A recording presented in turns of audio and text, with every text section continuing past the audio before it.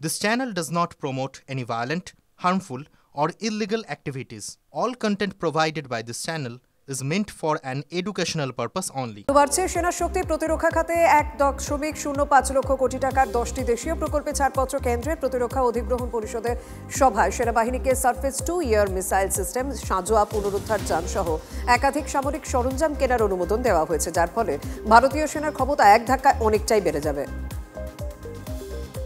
কাশ্মীরের চালে 2 সন্দেহভাজন গ্রেপ্তার, ধৃতদের বিরুদ্ধে জঙ্গিদের সাহায্যের অভিযোগ, ধৃতদের থেকে বিস্ফোরক উদ্ধার বাহিনী।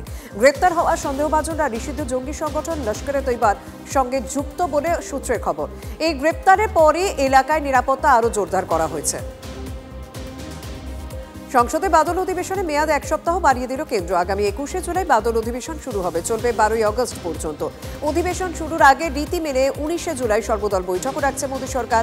অপারেশন সিঁদুর আহমেদাবাদ দুর্ঘটনা নিয়ে উত্তাল হওয়ার আশঙ্কা, যখনই সংসদ খুলুক এই ইস্যুতে সরব হবেন বিরোধীরা।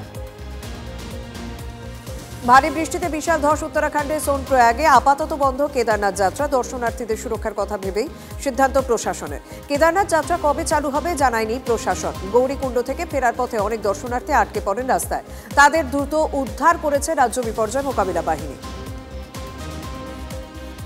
হিমাচল প্রদেশে আরও ভারী বৃষ্টির পূর্বাভাস কেন্দ্রীয় হাওয়া অফিসের। 7ই জুলাই পর্যন্ত বৃষ্টি হতে পারে এবং এখনো পর্যন্ত বৃষ্টি ও দুর্যোগে 63 জনের প্রাণহানি হয়েছে। 500 কোটি টাকার ক্ষয়ক্ষতি হয়েছে, উদ্ধার কাজ চলছে, বাড়তে পারে মৃতের সংখ্যা। মান্ডি জেলায় ক্ষতি হয়েছে সবচেয়ে বেশি, নিখোঁজ রয়েছেন 40 জন। কোভিড টিকার সঙ্গে হার্ট অ্যাটাকের কোনো সম্পর্ক নেই, বরং এই টিকা মৃত্যুর ঝুঁকি কমাতে সাহায্য করেছে। এবার এই বিষয়ে মুখ খুললেন এইমসের চিকিৎসকরা। কোভিড টিকার সঙ্গে হৃদরোগের সম্পর্ক আছে কিনা তা খতিয়ে দেখতে কর্ণাটকের মুখ্যমন্ত্রী সিদ্দারামাইয়া সম্প্রতি এক গবেষণার নির্দেশ দেন। তারপরই আসরে নামেন এইমসের চিকিৎসকরা। ত্রিনিদাদ ও টোবাগো সফরে নরেন্দ্র মোদী ভারত থেকে নিয়ে গেলেন বিশেষ উপহার। তিনি নিয়ে গিয়েছেন মহাকুম্ভের পবিত্র জল এবং রাম মন্দিরের একটি প্রতিরূপ। প্রধানমন্ত্রী নিজের হাতে উপহার তুলে দিয়েছেন সেই দেশের প্রধানমন্ত্রী কমলা প্রসাদ বিসেসরের হাতে।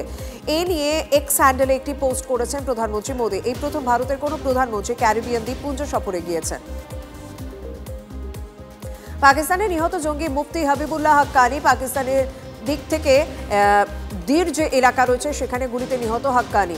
লস্করি তৈবার প্রধান হাফিজ সঈদের সঙ্গে হাক্কানির ঘনিষ্ঠতার কারণে জঙ্গি গোষ্ঠীর অন্যদের মধ্যে ভয়, কে বা কারা খুন করেছে এই হাক্কানিকে এখনো জানা যায়নি।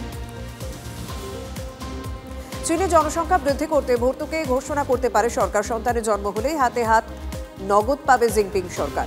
সূত্রের খবর, চীনে কর্মক্ষম মানুষের সংখ্যা অনেক কমে এসেছে। বিশ্বের দ্বিতীয় বৃহত্তম অর্থনীতিকে রক্ষা করতে জিনপিং সরকারের নতুন উদ্যোগ। দম্পতিদের প্রতি সন্তানের জন্য বছরে 45,000 টাকা দেওয়া হতে পারে।